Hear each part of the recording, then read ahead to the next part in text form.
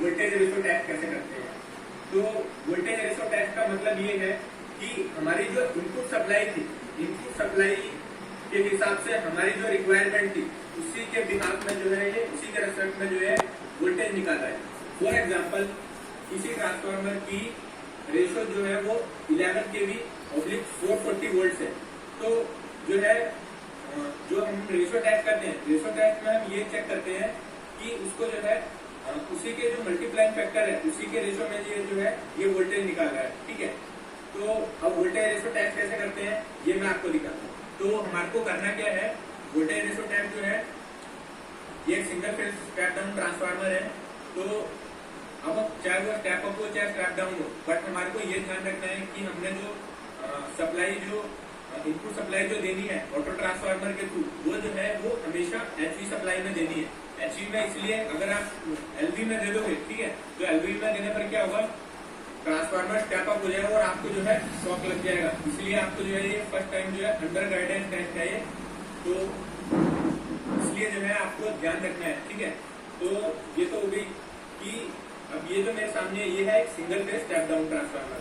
तो ये तो सिंगल फेज है, बट जो 3 फेज है मैंने सबके मैकेट लिख रखे हैं, आपको जो है बस देखना है और उस तरीके से जो है निकालना है, और उसकी जो कैलकुलेशन है वो भी मैंने निकाल के रख रखी है। ठीक है, तो पहले इस ट्रांसफार्मर को देखते हैं।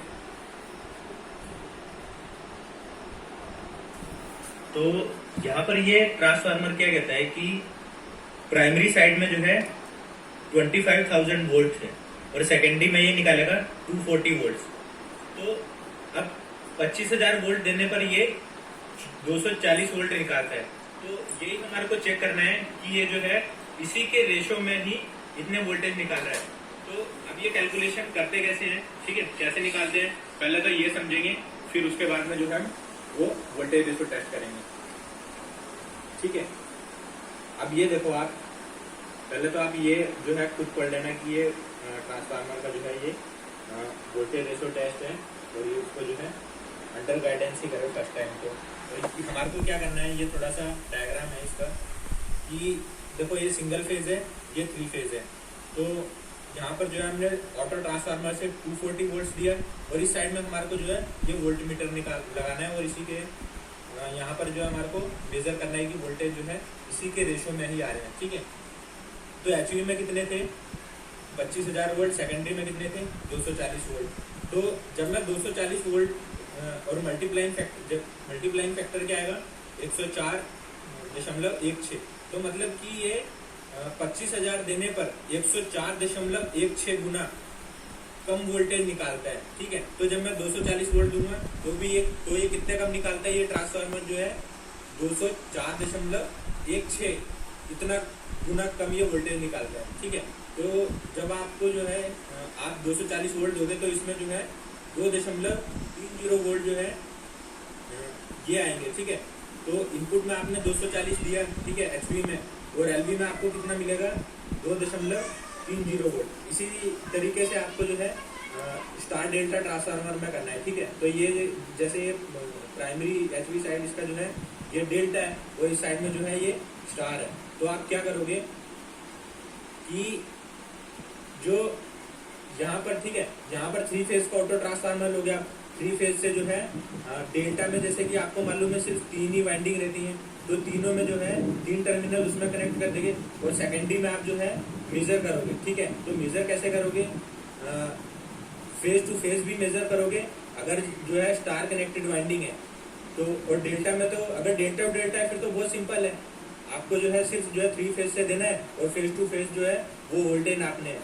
तो इसी तरीके से अगर डेल्टा कनेक्टेड है, ठीक है, तो यहाँ पर आपने 3 फेज का ऑटो ट्रांसफार्मर लगाया, यहाँ पर जो है आपने वोल्ट मीटर लगा दोगे दोनों वाइंडिंग के बीच में। ठीक है, तो आपको जो है वो वोल्टेज मिल जाएगा। वो वोल्टेज कितना मिलेगा, वो वोल्टेज जो है अगर ट्रांसफार्मर की इनपुट जो है 11,000 वोल्ट और सेकेंडरी में जो है ये 240 वोल्ट निकालता है, तो अगर आप जो है उसको अर्थ के रेस्पेक्ट में नापोगे तो 240 वोल्ट ही मिलेगा, क्योंकि वो जो वोल्टेज होते हैं वो फेज टू फेज वोल्टेज होते हैं। वो मैं आपको प्रैक्टिकली एक दिन मेजर करके दिखा दूंगा। और इसका मल्टीप्लाइंग फैक्टर कितना आएगा, 11,000 वोल्ट है और सेकेंडरी में 240 वोल्ट से निकाल रहा है 45.83 वोल्ट। ठीक है, तो ये आगे उसका मतलब 45.83 गुना कम वोल्टेज वो निकालता है। तो जब मैं 240 दूंगा तो ये सेकेंडरी में कितने निकालेगा, 5.23 वोल्ट। तो जब आप फेज टू फेज वोल्टेज नापोगे लाइन टू लाइन, ठीक है, तो ये आ जाएगा 10.47 वोल्ट। तो इसी तरीके से ये जो है ये मैंने नीचे बता रखा है सिंगल फेज के लिए, सिंगल फेज और डेल्टा टू डेल्टा नापोगे तो बहुत इजी है, सेम कॉन्फ़िगरेशन है, ठीक है। और अगर स्टार टू डेल्टा है तो आपको क्या करना है, लाइन टू लाइन वोल्टेज नापना है, ठीक है। और अगर डेल्टा टू स्टार है तो आपको क्या मेजर कैसे करना है, फेज टू फेज और लाइन टू न्यूट्रल भी मापना है। जैसे इसमें ये न्यूट्रल निकल गया तो आपको इसके और इसके रेस्पेक्ट में ही नापना है और फेज टू फेज के में भी, ठीक है। तो ये तो बात होगी कि कैसे हम इसको मेजर करते हैं। अब जो है मैं आपको प्रैक्टिकली दिखाता हूँ कि ये जो है कितना वोल्टेज आता है, ठीक है। तो हमारे को करना क्या है कि मैं जो है इसके दोनों एचवी टर्मिनल पे जो है 240 वोल्ट दे दूंगा। एक तो मैंने ये लगा दिया, ठीक है, ये और एक मैंने लगा दिया ये, इसका जो सेकेंडरी का टर्मिनल है, प्राइमरी का सॉरी P2 टर्मिनल है वो ये है। तो ये तो हो गया इसका एचवी के, ठीक है, एचवी मैंने 240 वोल्ट सप्लाई कर दिया। अब जो है मैं आपको दिखाता हूँ कि ये सेकेंडरी में मेजर कितना करता है।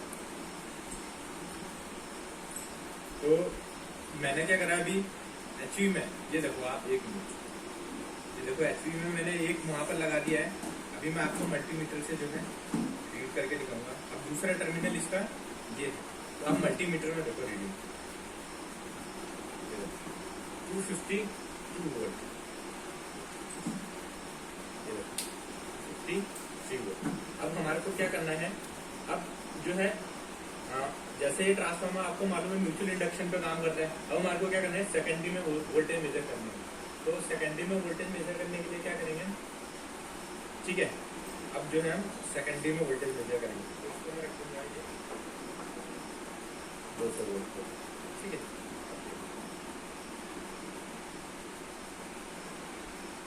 1.9 वोल्ट, ठीक है। तो ये तो है इसका एक नंबर टेप पर, और हमारे को जो है सभी टेप पर वोल्टेज मेजर करना है, ठीक है। तो मैं क्या ऊपर करना है, ठीक है। अब 2 नंबर टेप पर देखिएगा कितने वोल्टेज है, ठीक है। ये देखो यहाँ पर जो है 2.0 वोल्ट हो गया। तो ये 2 नंबर टेप पे था। अब 3 नंबर टेप पर देखिए, ये 3 नंबर टेप आ गया। ये देखो एक यहाँ पर और एक यहाँ पर,